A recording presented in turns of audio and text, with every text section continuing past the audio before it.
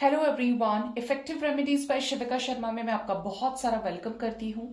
I hope आप सब लोग बहुत अच्छे होंगे, अपनी वाइब्रेशंस को रेज कर रहे होंगे, सभी का बहुत अच्छा सोच रहे होंगे और अपने साथ भी सब कुछ अच्छा अच्छा कर रहे होंगे, क्रिएट कर रहे होंगे, मैनिफेस्ट कर रहे होंगे। सो गाइज, रीडिंग का जो टॉपिक होने वाला है that is one card for your love life. ठीक है, ये जो वन कार्ड होगा, ये देखेंगे ये एनर्जी किसकी आती है, कौन सा कार्ड आता है। ये आपके रिश्ते के पास्ट, प्रेजेंट, फ्यूचर से रिलेटेड होने वाला है। और ये जो एक कार्ड होगा, ये तीनों ही एनर्जीज को आपके लव लाइफ में गाइड करेगा, बताने में, एक्सप्लेन करने में। तो देखते हैं ऐसा कौन सा कार्ड आता है निकल के रीडिंग में, कौन सी एनर्जी आती है। प्लीज गाइड करिए यूनिवर्स। मेरे व्यूअर्स जो भी अपने लव लाइफ को लेकर ये रीडिंग देख रहे हैं, जिस भी सिचुएशन में है, रिलेशनशिप में है, सिचुएशनशिप में है, जिसके साथ भी डील कर रहे हैं, उनके पार्टनर के साथ उनका पास्ट, प्रेजेंट और फ्यूचर वन कार्ड के जरिए मुझे गाइड करें। फाइनेंशियल कॉन्स्ट्रेंट्स एंड स्ट्रेंथ की एनर्जी है। ठीक है, नंबर 5। ठीक है, एक तरह से यहाँ पे 5 ऑफ पेंटिकल्स की एनर्जी है। सबसे पहले आपके रिश्ते की बात करते हैं, फाइनेंशियल कॉन्स्ट्रेंट के पास्ट की जो ये एनर्जी आई है। तो पास्ट में ऐसा दिख रहा है कि जब आप अपने पार्टनर से मिले थे, जिनके भी साथ आप हस्बैंड हैं, वाइफ हैं, डील कर रहे हैं, अलग अलग सिचुएशंस बताऊंगी।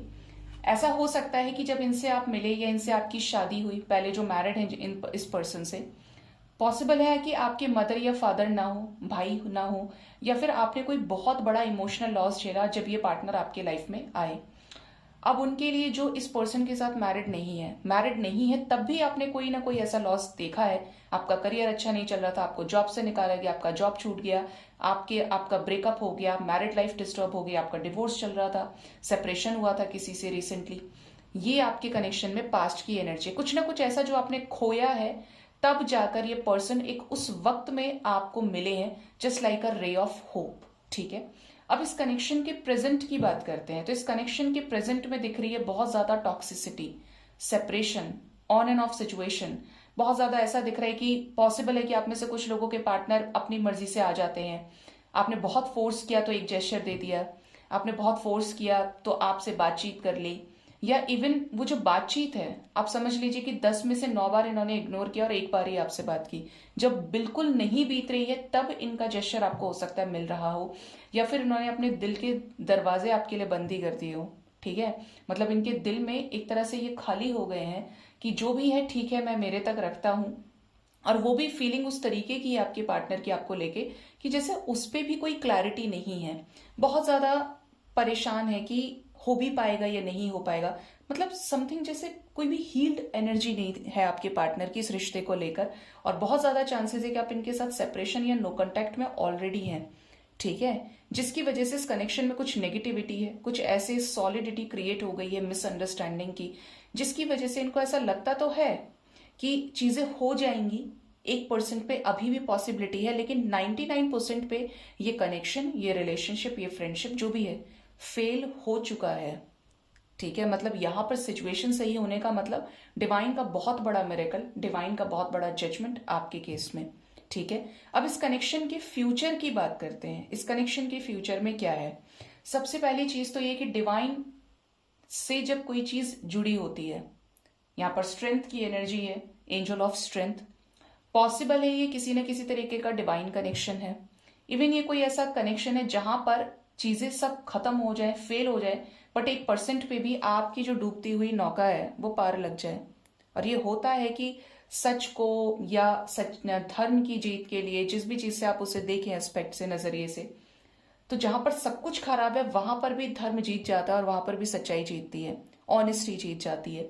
तो यही चीज आपके कनेक्शन में दिख रही है कि नो मैटर व्हाट, क्या सिचुएशंस है अभी प्रेजेंट में, पास्ट में क्या हुआ है, क्योंकि इस कनेक्शन में पास्ट में भी उस तरीके से कंप्लीशन नहीं रहा है। इस कनेक्शन में कुछ ना कुछ अप एंड डाउन रहे, चाहे आपकी तरफ से चाहे आपके पर्सन की तरफ से।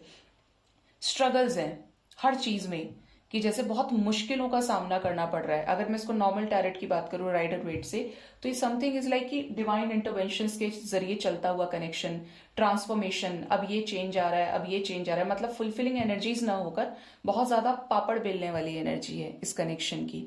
ये शुरू ही स्ट्रगल्स के साथ हुआ है। ठीक है। फ्यूचर की अगर बात की जाए तो फ्यूचर में जो इस कनेक्शन का आउटकम है दैट इज की जो नेगेटिविटी है वो धीरे धीरे हटेगी। इस कनेक्शन में जो भी ब्लॉकेजेस आए हैं there will be a light जो आपके पार्टनर को गाइड करेगी।